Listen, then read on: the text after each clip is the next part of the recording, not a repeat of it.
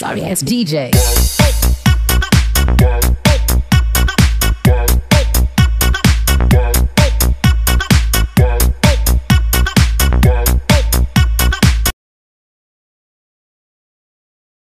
2015 पासून अंमलात आला।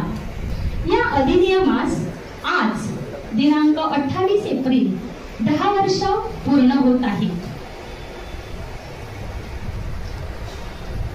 महाराष्ट्र शासनाने दिनांक 1 एप्रिल 2025 रोजी 28 एप्रिल हा दिवस महाराष्ट्र राज्याच्या जनतेसाठी तसेच सर्व शासकीय अधिकारी व कर्मचाऱ्यांसाठी सेवा हक्क दिन म्हणून साजरा करण्याचा निर्णय घेतला आणि म्हणूनच आज 28 एप्रिल हा दिवस आपण सेवा हक्क दिवस म्हणून साजरा करत आहोत।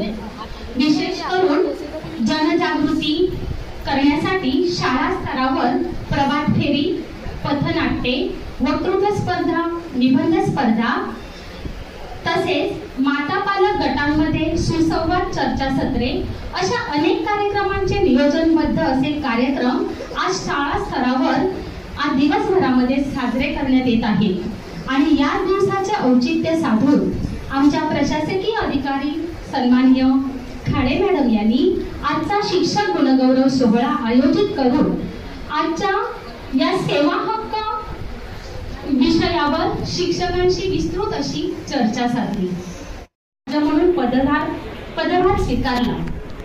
पण काय आहे हा सेवा हक्क कायदा?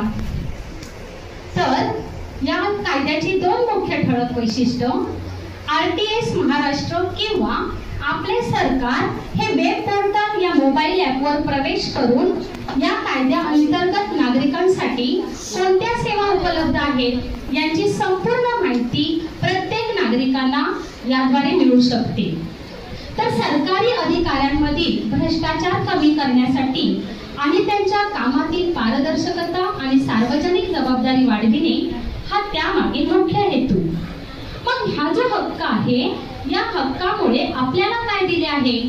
तर शासनाच्या अंतर्गत विविध शासकीय विभाग आणि सार्वजनिक प्राधिकरणाद्वारे नागरिकांना अधिसूचित सेवा पारदर्शक, जलद आणि कालबद्ध रीतीने प्रदान करण्यात आलेले आहेत। माहिती तंत्रज्ञानाचा जास्तीत जास्त वापर करून सेवा सुलभ मिळाव्यात असे या कायद्यात नमूद केले आहे।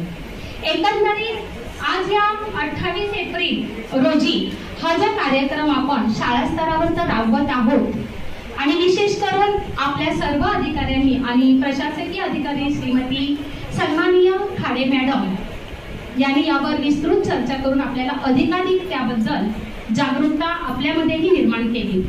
आता मी आपल्या मठ शाळेतील